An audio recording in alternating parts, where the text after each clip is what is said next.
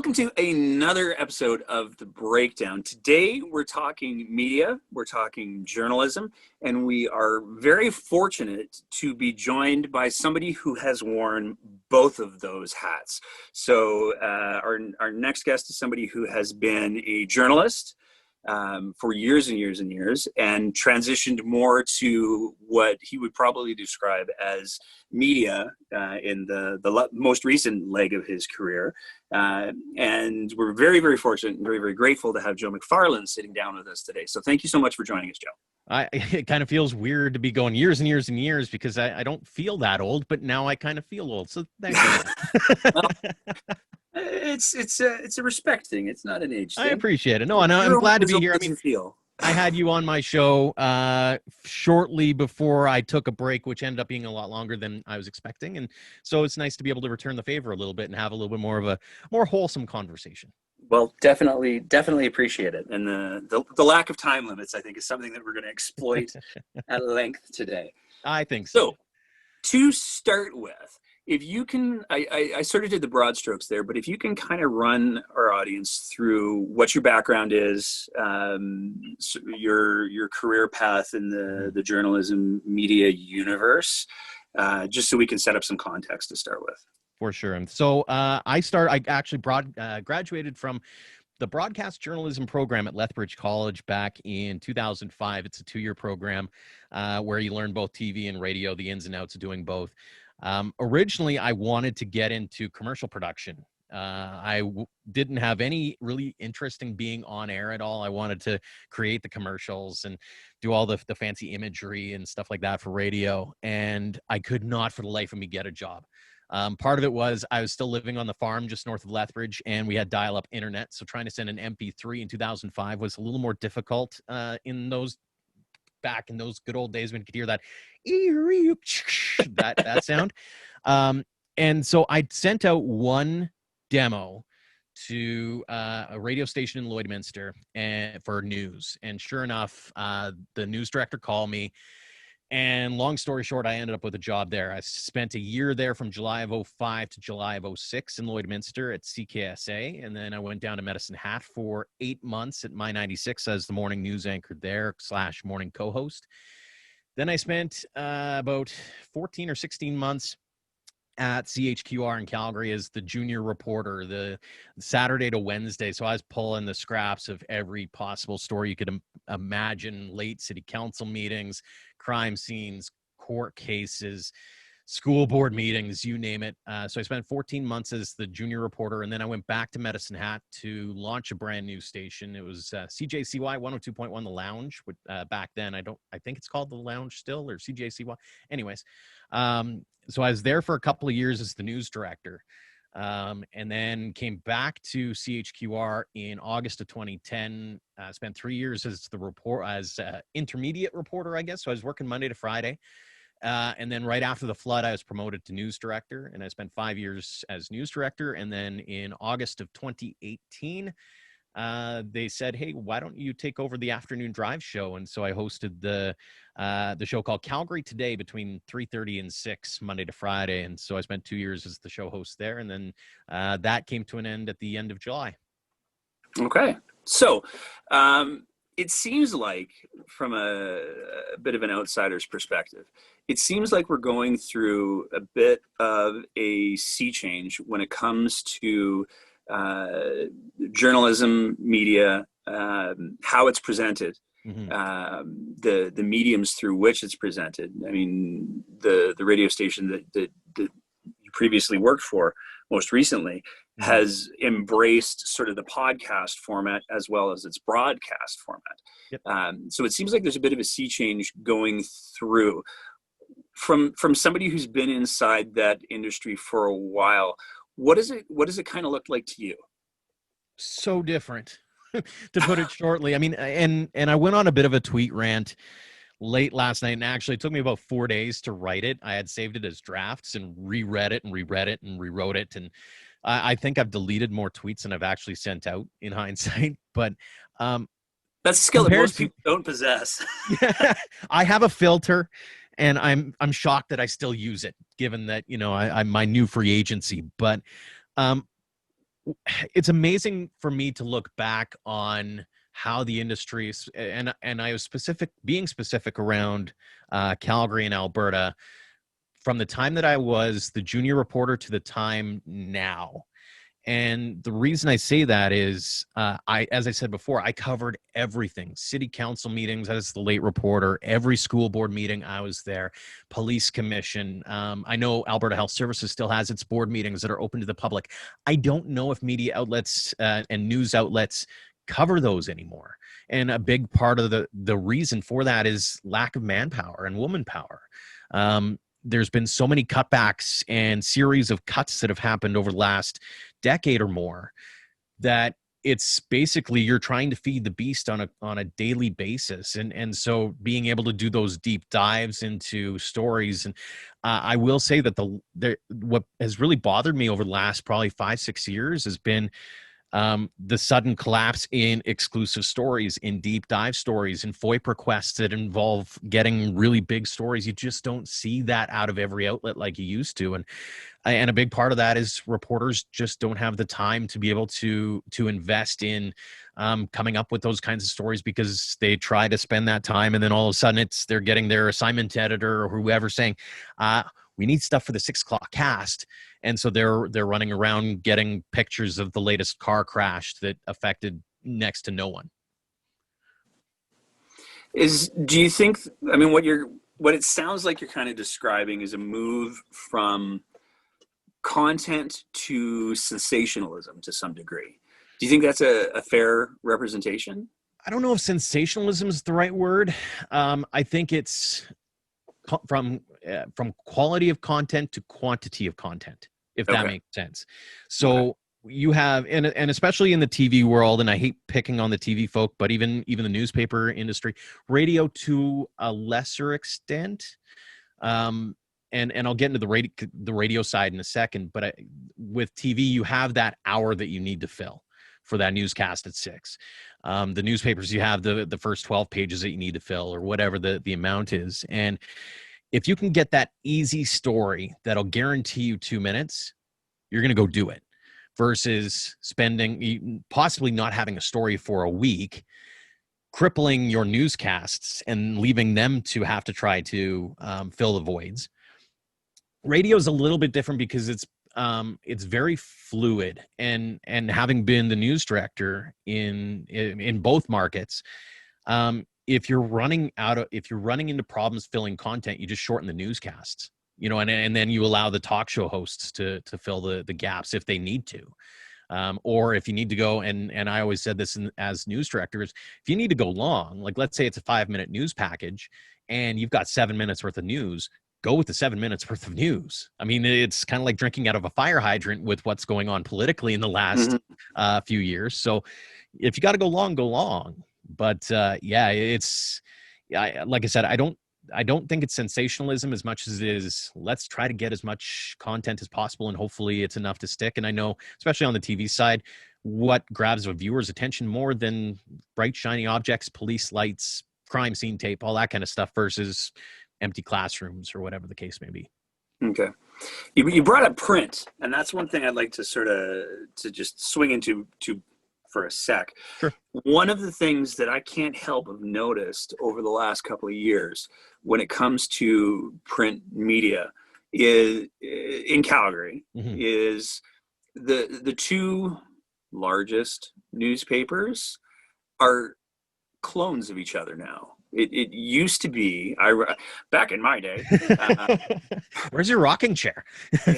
Shotgun and a dog named Blue, all I need. But I remember when I was growing up in my later teenage years in Calgary, there was a clear delineation between the content that the Calgary Herald put out versus the content that the Calgary Sun put out. Right. And now, literally, it's the same stories. Like they're using the exact same stories in both papers, and it seems like the only thing that's changing between those two papers is the editorials. Yep. That's exactly what it is. You go Don Braid on the Herald side, Rick Bell on the Sun side, and you've got a few different casts of characters. But being that reporter back in the day, you used to have a Calgary Herald reporter and a Calgary Sun reporter for police news conferences, or even City Hall had different. If you've ever been in the press gallery upstairs at City Hall, there's offices or little booths for each media outlet or news outlet.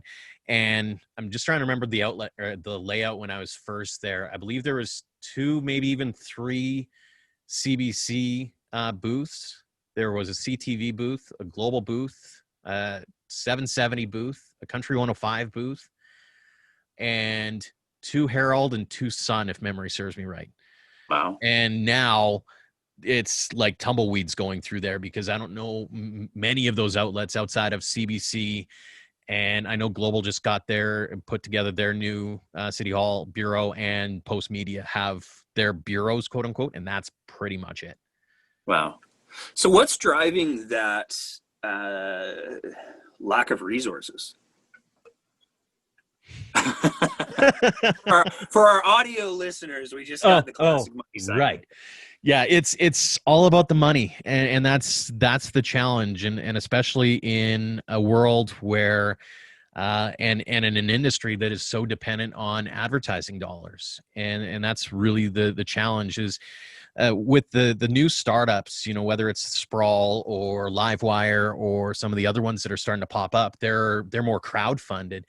The traditional media hasn't bought into that side of it yet. And so what they're dependent solely on is the revenues that come from advertising, whether it's digital or whether it's traditional. And especially, and it's been sort of evaporating a little bit here and there over the last number of years, but COVID really highlighted it. And from a client perspective, what's the first thing you're going to hack when you're short money because, your mom and pop convenience store, for example, who might have advertised in the Sun years ago? They're like, do we keep that person on staff or do we hack our advertising? They're going to hack the advertising. And it's just going to exasperate the problem. And I think what a lot of bigger companies are starting to do is going, we're not seeing a major difference in sales, comparatively speaking, when we had the advertising versus when we didn't. Maybe we're getting better investment in Facebook advertising or whatever the case may be. And that's the ultimate challenge for a lot of these outlets now. And I'm, quote unquote, a COVID casualty, I guess. And so maybe I'm looking at it through a different set of lenses, but it's been happening for a while, and it was bound to happen, and it's going to continue to happen until the business model changes somehow, because these cuts have been going on for a long time. It's just been really highlighted as of late. Okay. Now, you mentioned sort of the pop-up, and I'm going to differentiate between pop-up media and pop-up journalism, because right. I do think that that's an important distinction that needs to be made, that's maybe not being made as much as it should be. Mm-hmm. So do you think that those pop-up outlets, so we use the whole umbrella there, what are they a response to, do you think? What are they a response to? I think that they see... Like, there's got to be a market for them, right? There absolutely is. Yeah, and I think there's... And I don't pretend to know the numbers either. And I mean, it's all at the end of the day going to their viability is going to depend solely on whether or not they make enough money to keep going. Because I mean, it's one thing to have a pop up for a year or two. And to be honest, I'm one of those people who has one of them. 3 years ago, a buddy and I started a Alberta baseball outlet. It's a web magazine / podcast called Alberta Dugout Stories. It's a tough go because we don't make virtually any money. We have a few sponsors. We haven't tried to actually go out and do the patron thing or anything like that yet, because frankly, it was our side hustle, passion project more than anything else. But if we wanted to turn it into an everyday thing, is there enough of an audience there to make enough money to pay the bills? I don't know. I'd have to try. Same with Sprawl or Livewire. It's clearly they're making enough to kind of go with the bare basics, but There's obviously an appetite for news of that kind of caliber to be brought to the fore, and I call it slow journalism, and I know that Jeremy over the Sprawl calls it slow journalism. Like they'll go weeks without actually publishing anything, and then all of a sudden they've got this deep dive into the life of Jason Kenney pre-1990, right? Like they've got those kinds of stories that the traditional media can't do. I don't want to say won't do, but they can't do because of the previously talked about restrictions that they face on a day-to-day basis, and the fact that they've got to feed the machine. Now, is that sustainable, and is that something that the viewing and reading and listening public wants to hear on a daily basis or a weekly basis or that kind of thing? Hard to say, because the business model is just so new when it comes to news, because as you mentioned, there's a difference between, I think, news and media. And I've made this point perfectly clear, basically the day since I began as a talk show host, is I gave up my journalism card the minute that I inserted my opinion into a story. The minute that I started talking about what I thought of a topic, that's media to me. Whereas journalism, news is nonpartisan, is fact-based, is observation-based. And I say observation-based because as someone who's reported from the scene of a car crash, for example, I'm sitting there painting picture for you, the listener, saying, it's southbound car versus truck, all that kind of thing. There's a difference between that and what I'll call advocacy journalism, or this opinion-based, quote-unquote, journalism, where they have a predetermined outcome. They just need to find the narrative or the person that they can kind of focus in on and create a caricature of what they call journalism. And don't get me wrong, as a talk show host, I was capable of doing journalistic-y things. And I'll use the example of, from my days as news director, I had done a project where I went back 25 years worth of crime stories and found the murderers, the child sex offenders, all that kind of thing, and did a deep dive on all of the parole board documentation so that I could actually get it coming to me. And so it's still actually coming to me because it's all in my name. But I can take that information and put it out to the viewing public and say, hey, this is a journalistic-y thing that I've done without my opinion. But when it comes to politics, I've made my opinions known. So I don't know if I can even go back to being a journalist on the political side, because everybody knows where my cards are, which are virtually nowhere in the political landscape, but that's a different story. With that delineation between media and journalism, it seems like one of the things that's happened in the landscape is there are purists who believe the kind of things that you're talking about, where journalism is objective. It's not about the person who's doing the reporting. Yep. It's about the story and the facts and objectivity. On the other end of the spectrum, we're definitely seeing a rise of, I insist on calling them media outlets. On some days I call them propagandists, but that's a whole other thing. But there's a rise. Not false. These media outlets that, like you say, have a predetermined conclusion. And some of them even pursue funding through advocating about that predetermined conclusion. The easiest example is, of course, the Rebel. Yep. They are exceptionally good at manufacturing outrage and then turning that outrage into a website that then turns into a fundraising site so that you can help fight against the injustice that the Rebel just reported on. And one of the challenges that I see with that format, and this is one of the reasons why in both my Twitter bio as well as the Breakdown's social media, one of the first things that you read is not journalists. Because we do absolutely. I mean, I had a conversation with someone earlier today where I was chatting about the fact that the line has gotten so blurred on what is media and what is journalism that the Rebel has been able to become accredited in the Alberta legislature. I would be willing to uncomfortably argue that what we produce is probably a little bit closer to what journalistic standards could look like. Mm-hmm. Again, not claiming to be a journalist, but we're probably a little bit closer to that than the Rebel. And the notion that our little show that on occasion uses puppets has as much claim to being accredited in the Alberta legislature as the Rebel is terrifying to me. So how do you think we got to that place?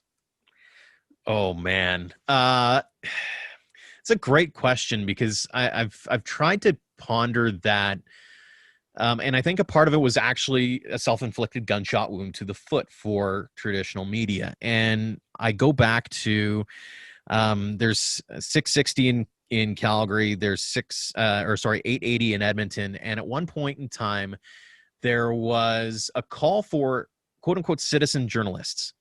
You didn't get paid. You were a person about town who on occasion might stumble across something. And if you stumble across at something, you can call in a report. And I think it gave that sort of galvanized the belief that, hey, I could do journalism too. And then you add on the fact that there is no more, I'll call it middleman between, because that's what traditional media was the middleman between the powers that be and your average everyday Albertan, Canadian, world resident. That middleman is now this thing called the internet.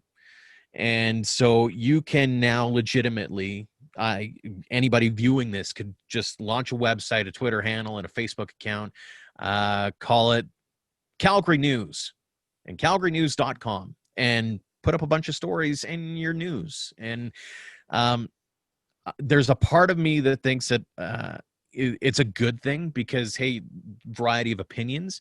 But again, you mentioned it during the question there, and it's about the journalistic principles and ideologies and that kind of thing.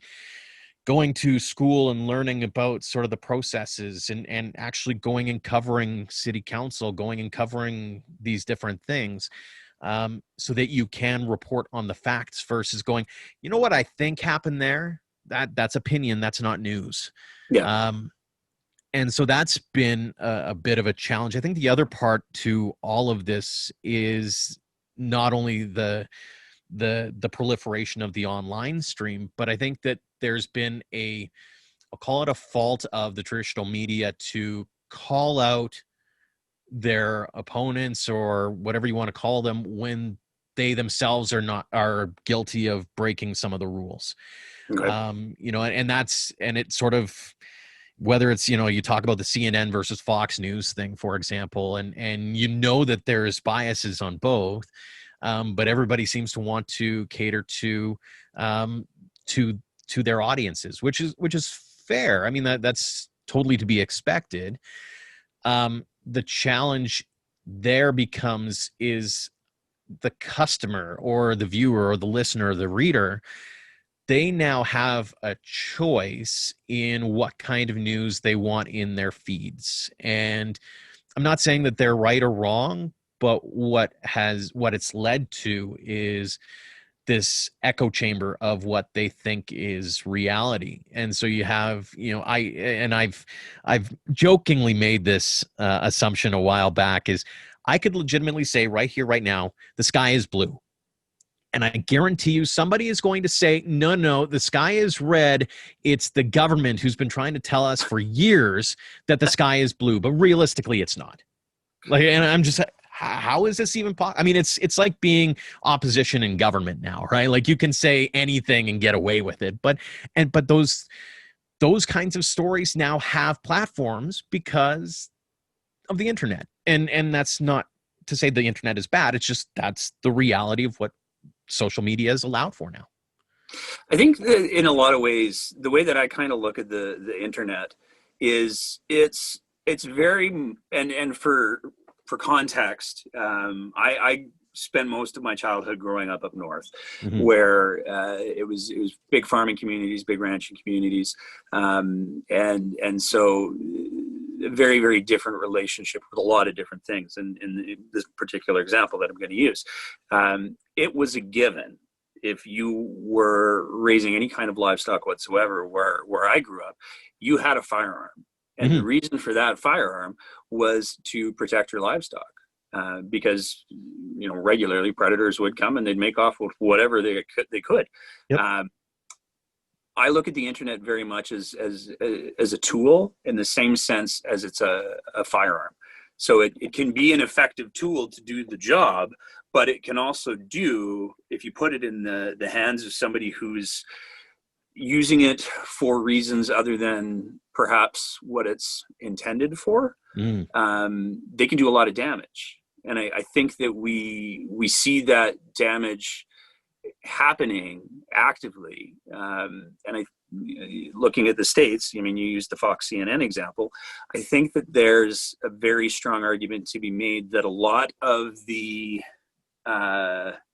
really fringe stuff that we're seeing is a result of news agencies, Fox's, CNN's, putting their emphasis on what's going to put the most eyeballs on our screens. Mm-hmm. And unfortunately, I think what happens with that, and please correct me if I'm wrong, and because you know way more about this than I do. But I think that part of what's happened with that is because you can look at Fox and go, they're biased as all hell. If I'm a more left-leaning person, I can go, Fox is garbage, they're biased as all hell. The president can call in and talk about fish off the coast of California anytime that he wants to. That's not cool. Fox is garbage. I don't trust Fox. On the flip side of the coin, if I'm a rights-leaning person, I can look at CNN and go, Wolf Blitzer's talking to holograms again. What the hell's going on? And I can dismiss it that way. And unfortunately, what has ended up happening is, to me, it seems like it's driven a lot of this sort of, I can't trust Fox, I can't trust CNN, so I'm going to go trust Bob's News. And that's what I think, in conjunction with social media, has led us to the proliferation of a lot of the dangerous ideas that we're seeing people espouse. I mean, I could bang my head on this desk all day long thinking about QAnon. Yeah. And I think that there's a real danger in journalists, to be clear, because again, I want to make that differentiation. I think there's a real danger in journalists allowing, and journalistic outlets allowing that, oh, the customer's always right. Right. I mean, somebody came, I can't remember who it was, somebody said to me, well, the customer's always right, a couple of weeks ago. And I was like, I don't know. I've seen some videos of some customers in some stores lately, a couple in Calgary even, and I have no problem saying that customer, wrong. So I don't think that the customer is always right. And I think that, I'll pose the question to you. Do you think that journalists should be approaching their craft in a way that says, sometimes you're wrong, and this is what you need to know? And not being afraid of that, because it seems like there's that like hesitation to say you're sucking at this right now. Yeah, and it's funny is because I think I was that person that you were talking to about customer always. I believe that there's an element of truth to it, and I'll pose this as the devil's advocate version of what you just said is. If the customer isn't always right, if the customer doesn't come back to you, you're going to be out of a job pretty quick. Right. And that's the ultimate challenge I think journalism is facing right now is you're being painted as you're either too left or too right. People are just like, you know what? They throw their hands up, and then all of a sudden you don't have a viewership, you don't have a readership, and you don't have a listenership. and suddenly, your product is deemed obsolete because nobody is listening, so you don't have advertising dollars, and you go down this drain that the industry has been slowly kind of devolving into, because not only are you dealing with the cutbacks and that kind of thing, but now you've got journalists who used to be newspaper focused or radio focused or TV focused. Now they have to suit all three of them, right? Like, and you say over at my old workplace, you have a TV reporter who's filing radio stories and also online copy. Like that's all three jobs in one that you have to do in an 8-hour day. You're going to file one story instead of back when, again, where's my rocker now and my dog named Blue? Back in my day, you were a radio reporter, and there were days when I covered 3 or 4 news conferences and managed to get it all done because I didn't have to worry about the online story, and I didn't have to worry about filing any kind of TV video or anything like that, or even online video for that matter, because I didn't have Twitter or Facebook on my phone for my first stint here. I don't think. I think the first time that I broke open my Twitter account for as a radio reporter would have been 2008, 2009. So it would have been right after I'd gone back to Medicine Hats. So it's, I mean, the customer's not always right, but does the customer want to hear it? And that's maybe the biggest challenge of them all, is trying to get them to accept the fact that, hey, there's some wrongs in it. And it's not just the customer that needs to be held accountable to it as well. It's the powers that be. And not to both sides this argument, but working for an outlet that was used to be known as Wild Rose Radio back in the day, I remember the 2015 election, and right before the election day, the week before, one of the shows had each of the party leaders on for an hour, just all hands on deck. There's one leader who didn't show up, who no-showed last minute, and it was Rachel Notley. And the reason being, she knew that the ROI of her showing up on that show when her party was starting to really see some movement going up, she's like, nah, not worth it. Similarly, nowadays, Premier Kenny picks and chooses which shows he wants to be on, or which shows he wants to, even what they want to respond to, right? And that's their right. They can pick and choose now. And there's a level. I've talked to a few different politicians of different stripes who've said the day and age of accountability is gone, because the politician just wants to play to those who are quote unquote friends of the show. No different than the American conversation around Donald Trump, and he's always on Fox News. Why? Because he's friends of the show. I can't tell you the number of times that the radio station I worked for had requests in for the Prime Minister to come on one of our shows, any of our shows.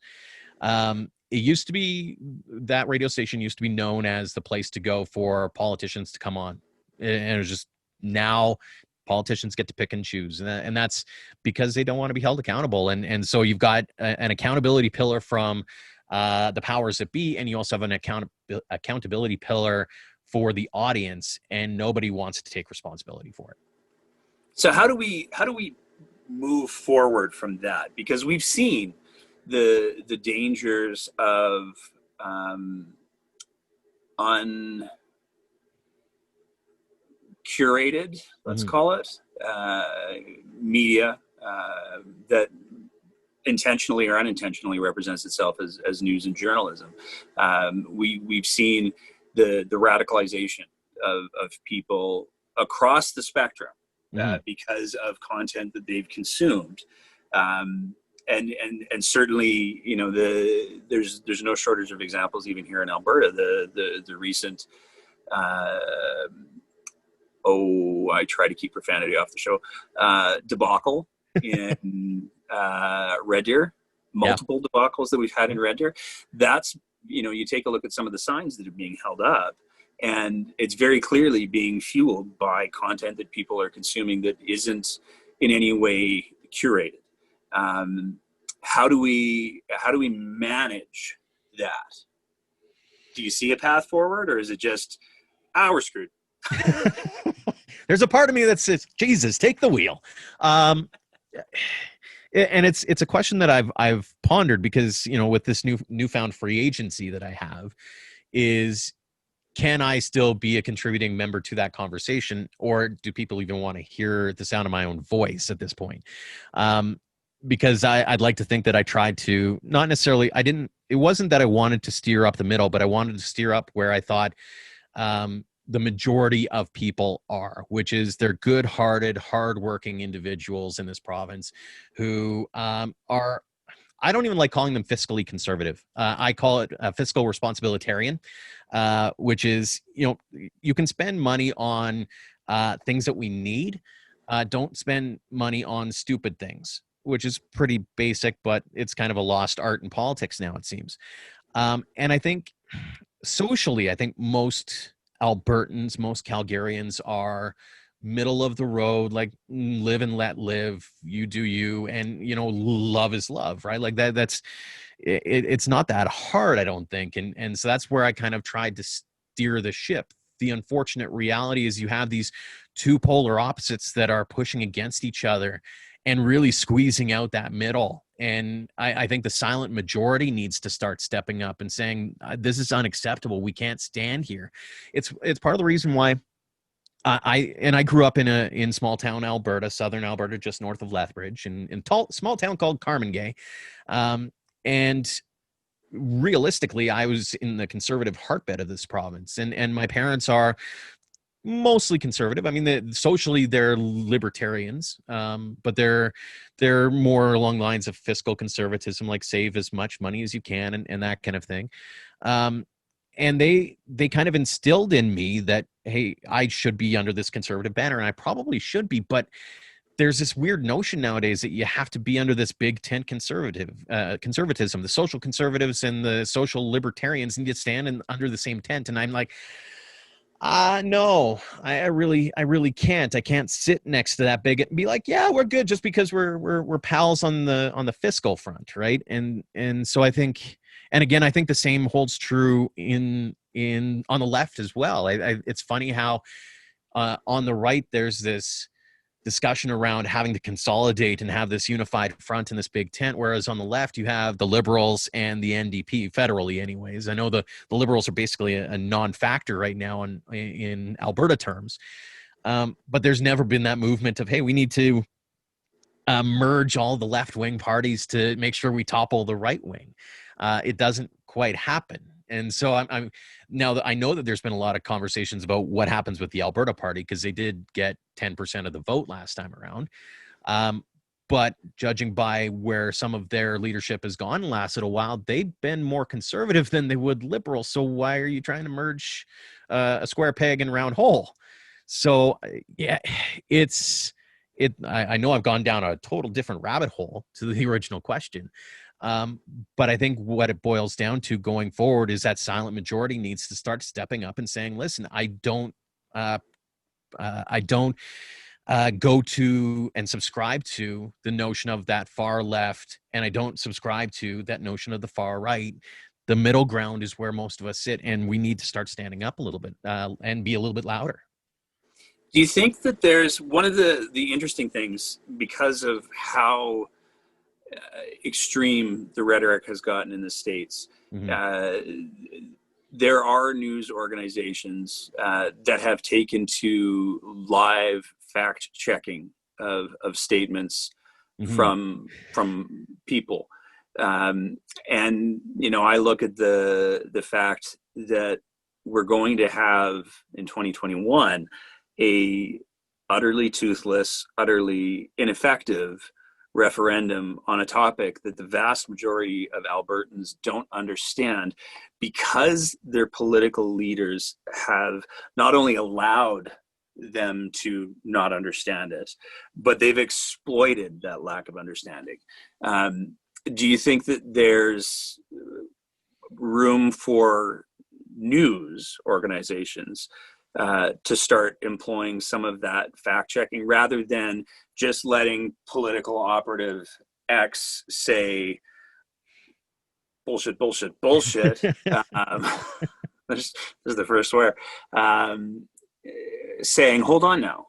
Like, I watched an interview with Adriana Lagrange Mhm. recently, and that was probably some of the best reporting and journalism that I've seen come out of this province in quite a while, because the person doing the interview, the journalist during the Mhm. interview, called her out when she was saying things that were patently not true. Do journalists need to do more of that? Do news agencies need to do more of that? What's your sense on that? I believe so, and it kind of harkens to my tweet storm of late as well. And it's called beats in media speak. And it used to be when you had a plethora of resources, you had a crime reporter, you had an education reporter, you had a politics reporter, you had all these different reporters who specialized in specific genres of music or genres of news, for lack of better term. Um, and what that allowed for is for a complete understanding of the subject matter at hand, instead of just saying, okay, what do you have to say about this? And you ask two questions, and then the sub interview subject gets to leave.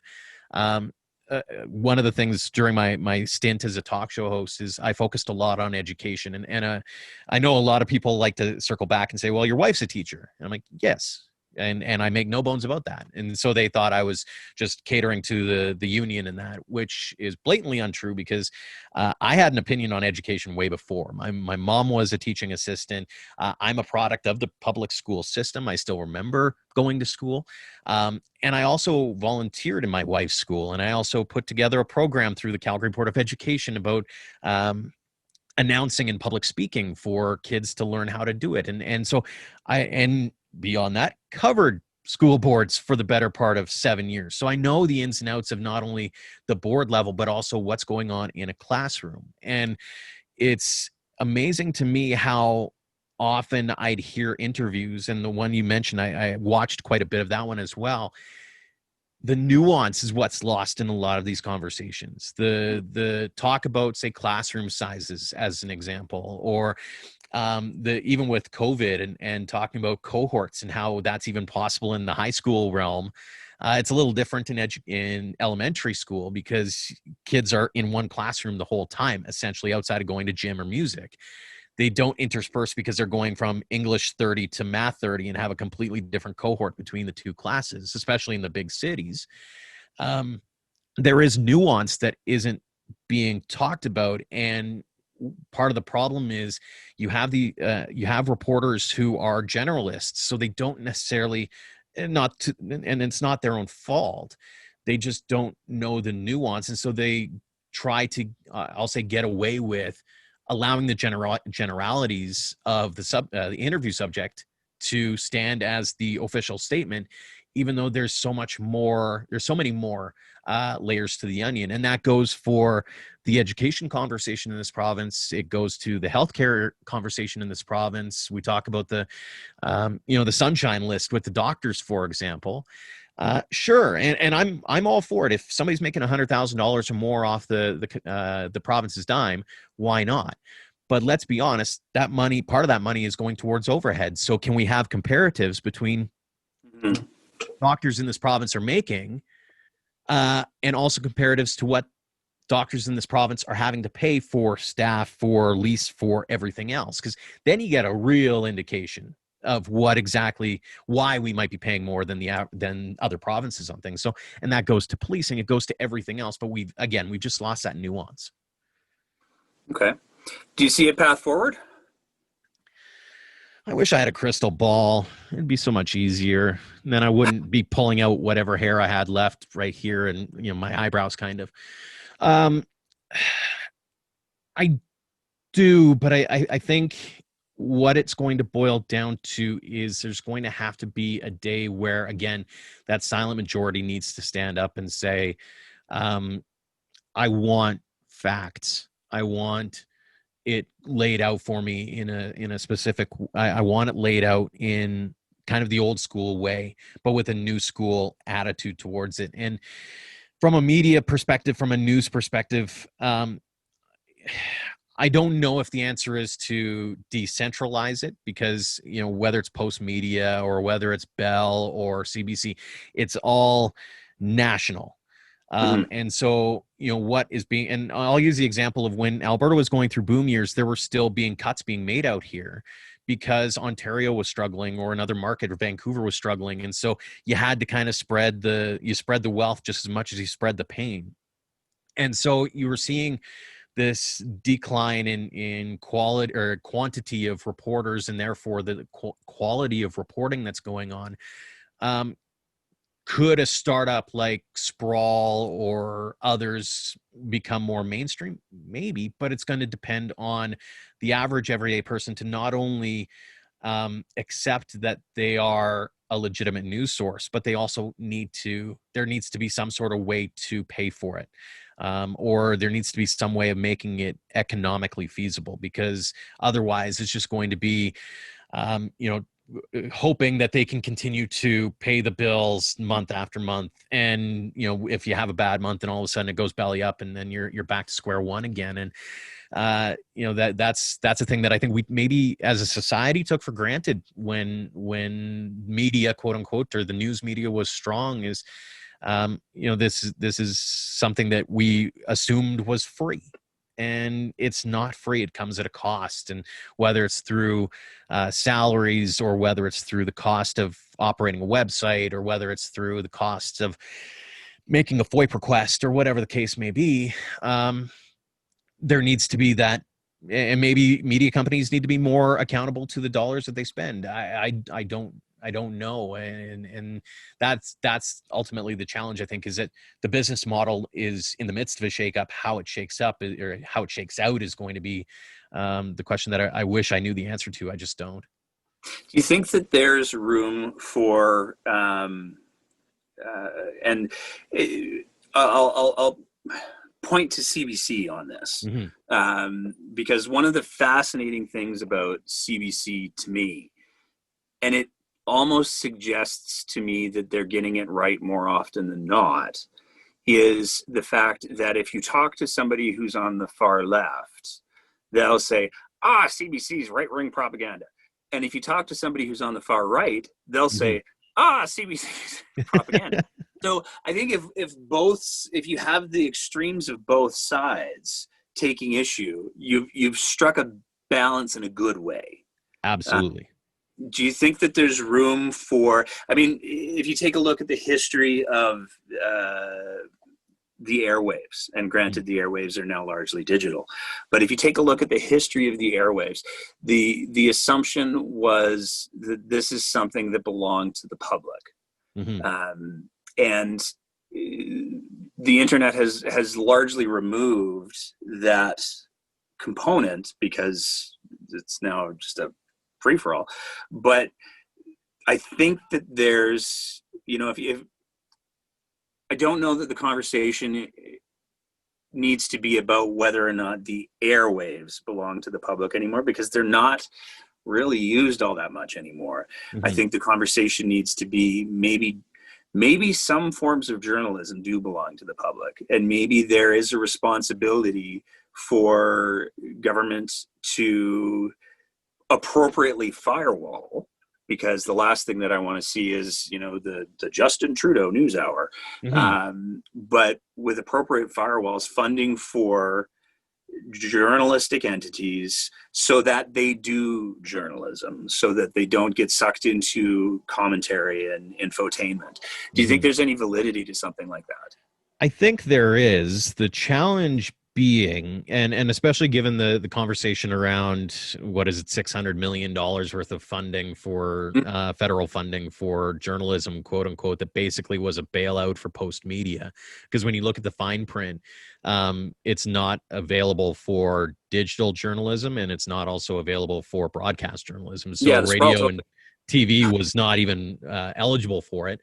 And yet the number of people who, when there was what could be perceived as being a pro-Trudeau story be posted on social media, the number of people who posted back saying, you just want another chunk of the Trudeau pie. No, that's definitely not the case. This is the facts, but people I don't, and I shouldn't say I'm.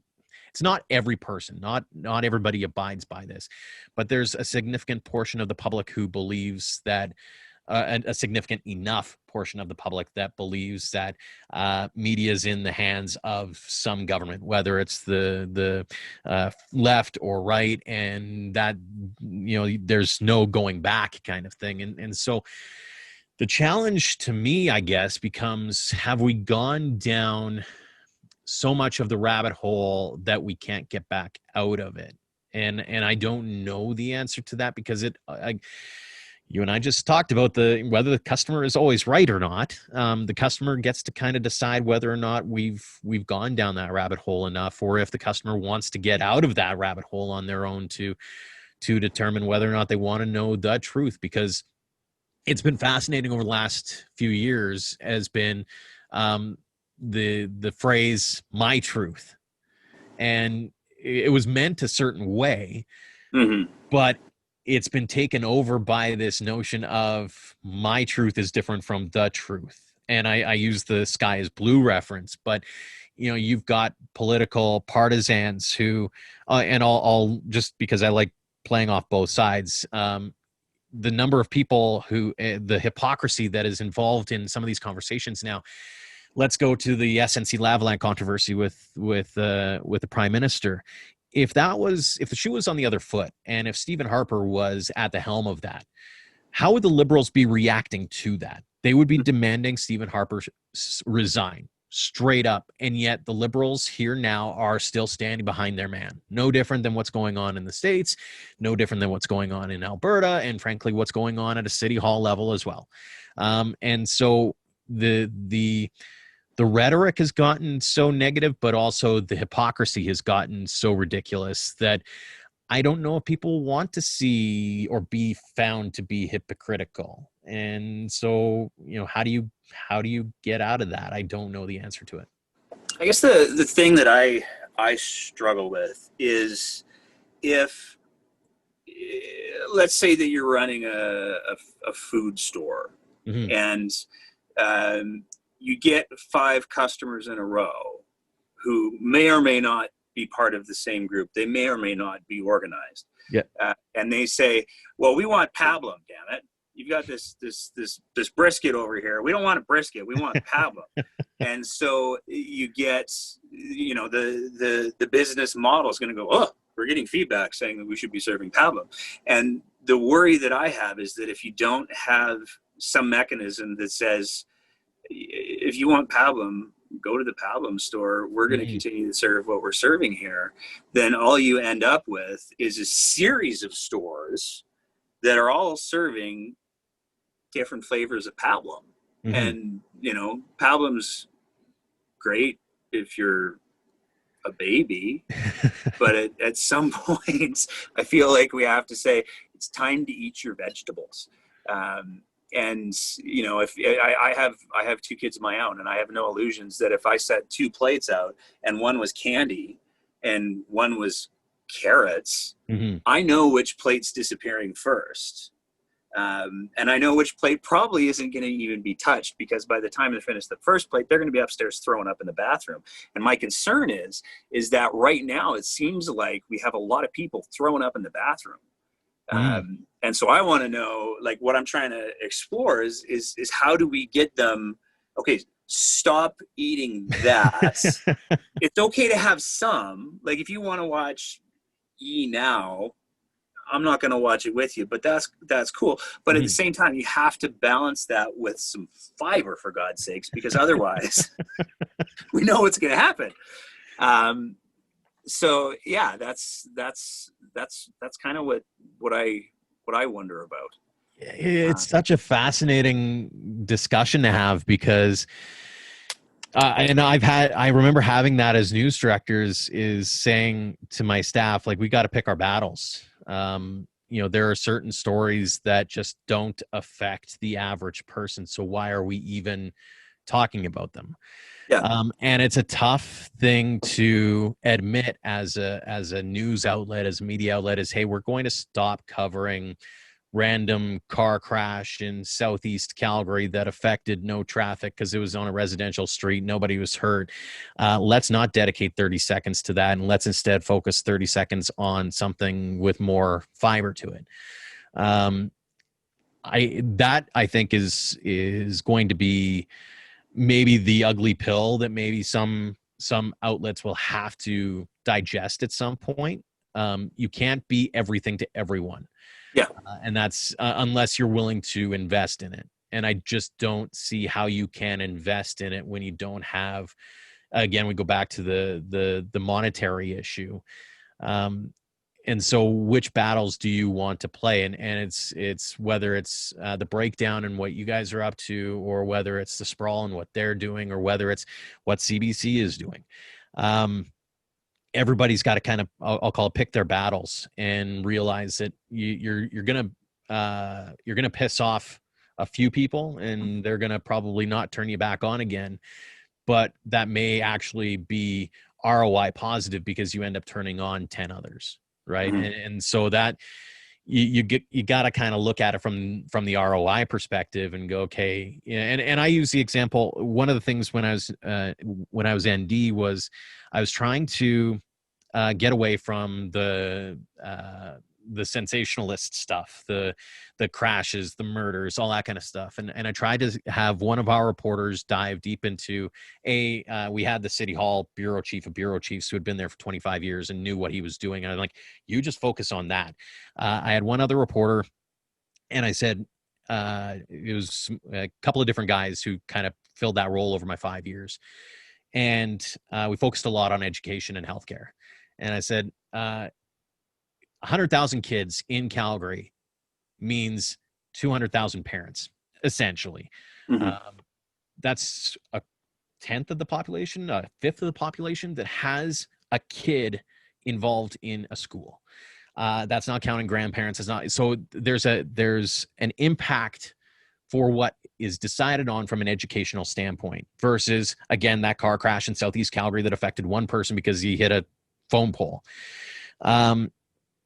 It's not a super sexy story, but when you find those stories and you gain the trust of those sources, then all of a sudden the sources start coming to you and saying, hey, I know you think that this is the story because that's what was said at the board level, but you should come and read some of this documentation I have about why they're actually closing this school. And all of a sudden you have the context, you have a much more contextual story that you can dive into. And that's how I built a lot of my reputation, frankly, through my first few years as a reporter, was spending that time in, it wasn't sexy work by any stretch of the imagination because you twiddle your thumbs through 95% of any board meeting.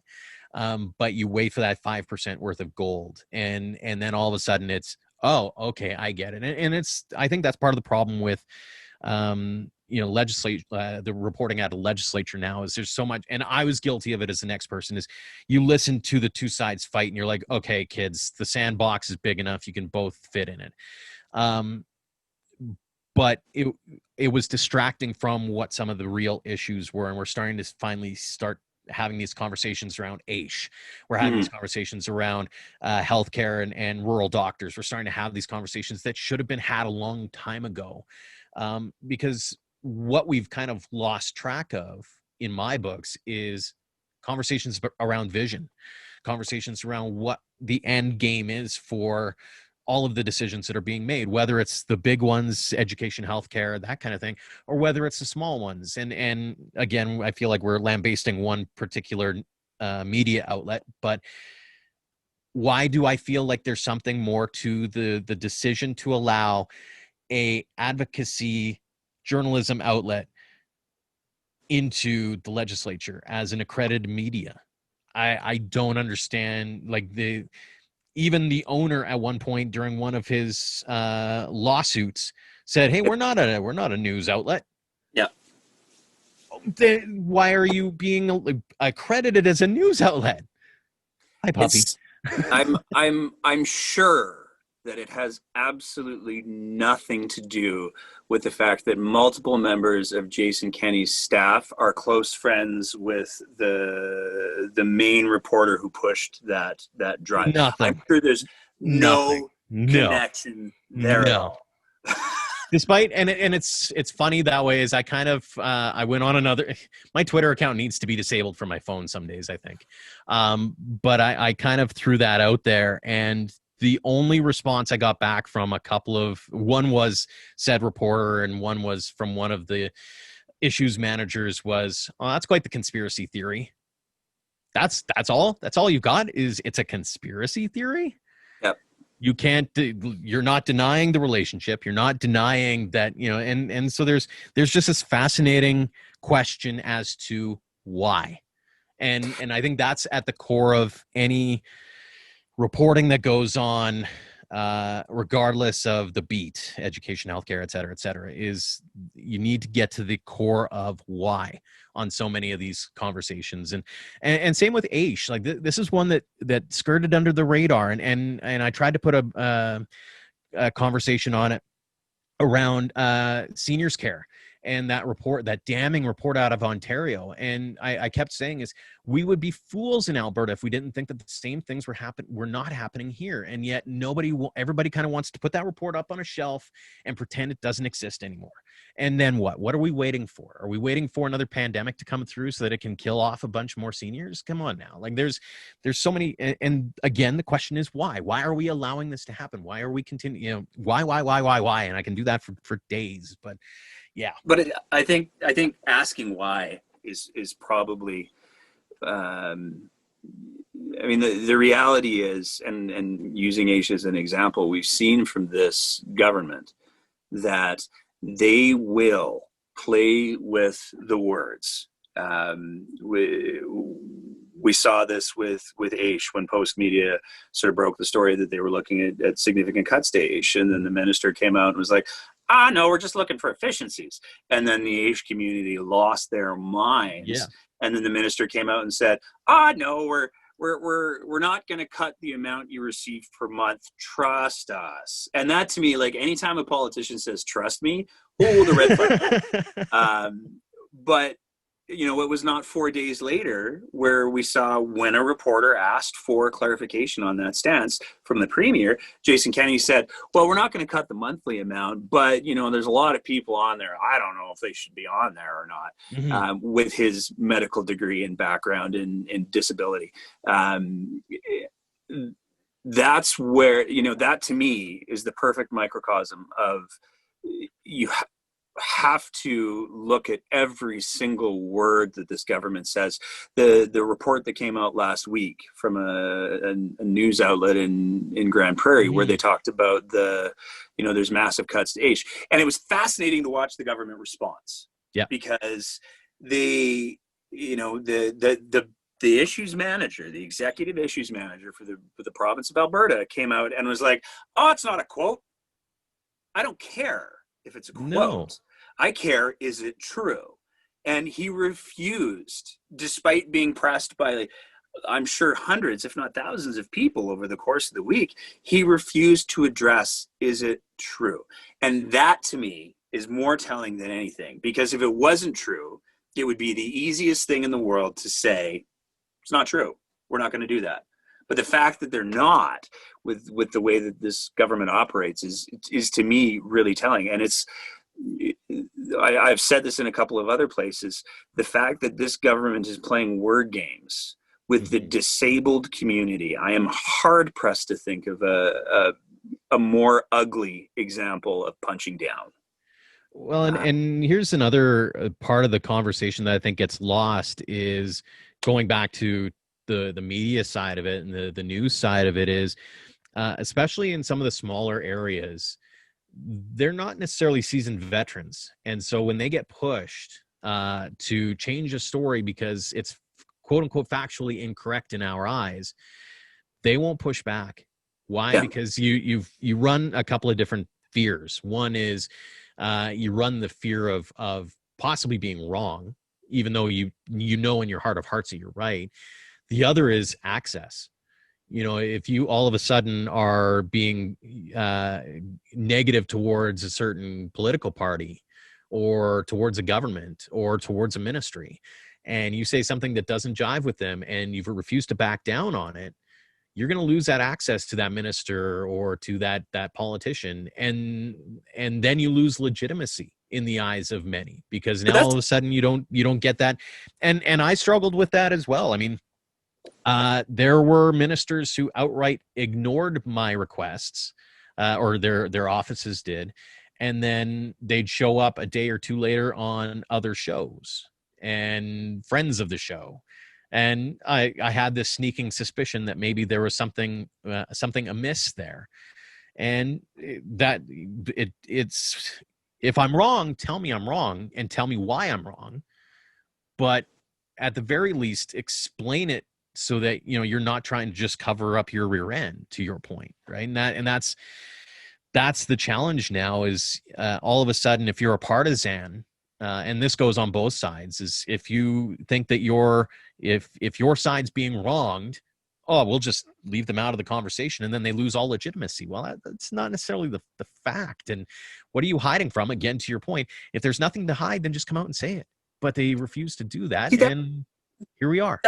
That's where I would like to see, in my perfect world, I think part of the solution for this goat show that we're currently in is, I think that the journalists need to remember they're the ones with the microphone. And it's not a question of, I'd like to see the script flipped a little bit. Because there are, like I take a look at when I was growing up, and investigative journalism was very prevalent on all kinds of different outlets. To get interviewed by a Cronkite, by a Walters, that was not, I'm in my heart of hearts, I'm sure that many of the interviews that those journalists did weren't because they went to so-and-so and said, hey, can we please? I think a lot of them were those figures saying, I need to get some legitimacy, so I'm going to go talk to that person. And I think that still exists, and I think it can still exist. And to be entirely frank, I take a look at sort of what we're doing here. And again, we're not journalists. We use puppets. But I am constantly surprised, probably would be the word, by the people who agree to be on our show. But I think that the reason why we have had some of the guests that we've had, and like some of them I've sort of reached out and been like, this is so going to be a no, and then they're like, I'd love to, and I'm wait, what? And I think part of it is because we do long form. Yeah. And I think part of it is because we don't edit for content. But I also think that part of it is that like we've got an episode in the queue we're going to be dropping next week. We interview a conservative. But I know, right? But what we're trying to do is allow people to present their information and their arguments, but they're not going to go unchallenged. And I take a look at the recent interview that we did with a civic candidate, where that candidate said some things that I was not comfortable with from a factual basis. And I said, okay, well, how do you fix this? How do you rationalize this? And what's truly stunning to me is because we're doing longer form stuff and because we're having these longer conversations, case in point. What are we talking about? Exactly. I don't even know. But because we do that, like one of the watershed moments for me, and I wish that real journalists, not hacks with puppets, did this, was in the last federal election, we tried to interview as many candidates for the constituency that most of us live in. And unfortunately, we were still figuring out how to record interviews effectively, so we didn't get to edit and get out all the ones that we wanted to. But we interviewed a candidate from an extremely far right party. And I did my reading beforehand, and we asked some questions, and he answered the questions, and I'd already identified a few places where that's dissonant with this. So I want to see how this person reconciles this. Mm-hmm. And in talking with this person who's like an ideologue's ideologue, when I presented it in that form, they said, "Oh, yeah, we might have a problem here." And I was stunned. I just about fell out of my chair because I was expecting them to walk off when we did that. Right. But I think it speaks to the fact that the more, like, there are people that I would not have on the show. Mm-hmm. The list is very, very short. But there are people that I would not have on the show. I don't want to give you that platform because I know that we're not going to have a conversation. It's just going to be you spewing for a while. Yeah. But I think that if real journalists valued what they bring to the table enough to say, you don't get to just spew. We're going to hold you to some account. And it's not a question of I've got access to you. It's a question of you've got access to me. I think that we would, that's the kind of paradigm shift, because I am hard pressed to think of any of the journalists that I named earlier, and especially some of the real pioneers. Mm-hmm. I'm hard pressed to think of them, chasing down people for an interview. Like, it's just, I can't imagine it, because they brought so much to the table. And what I'd like to see from real journalists is like I said, them saying, you know what, no, this is not about me having access to you. We do a thing with integrity here. Mm-hmm. And if you want to be a part of that, cool. And if you don't want to be a part of it, that's on you. And that's a reflection of you. That's the kind of programming that I'd like to see from journalists. And it's really fascinating that way. Is I think that, again, there's that fear of spilling the apple cart, by calling someone out because they refuse to come on your show or your program or whatever the case may be. To your point, it's on you. I had no bones about saying we reached out to the minister or the critic or whoever and they didn't want to come on the show, or we're still waiting for confirmation that they'll come on the show, or whatever the case may be. I try to be as transparent as possible on that front. And I agree with you. I think that there needs to be more of that. I think the one challenge, especially in the traditional form, is you have those time constraints. So, for example, on the TV side, it's a 1.5 to 2 minute news package. And so you're getting 5-second or 10-second snippets from a minister, a critic, and someone who's affected by the decision. And that pretty much takes up your whole, you add a little bit of context and color into it, some pretty picture, and there's your 1.5, 2 minute story. It's pretty formulaic that way. Print is kind of the same way. You've got to fill the column space more than anything else. Radio is the one thing that I think has the capability of doing that, of going longer form. And because outside of newscasts and with my former show, it was, you had different elements that were involved, traffic reports and sports and all that kind of thing. But especially in the midday portions, there was a lot of that longer form conversation happening. And those are the kinds of conversations that I think need to become more the norm versus the exception now. And I don't know how you break that cycle, because TV is a different beast altogether. And how do you, I don't know if anybody's got the patience to read, a 120,000 word article.